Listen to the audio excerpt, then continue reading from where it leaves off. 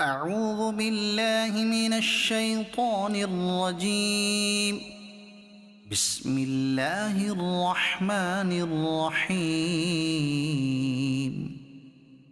إذا زلزلت الأرض زلزالها وأخرجت الأرض أثقالها وقال الإنسان ما لها يومئذ تحدث أخبارها بأن ربك أوحى لها يومئذ يصدر الناس أشتاتا ليروا أعمالهم فمن يعمل مثقال ذرة خيرا يره ومن يعمل مثقال ذرة شرا يره.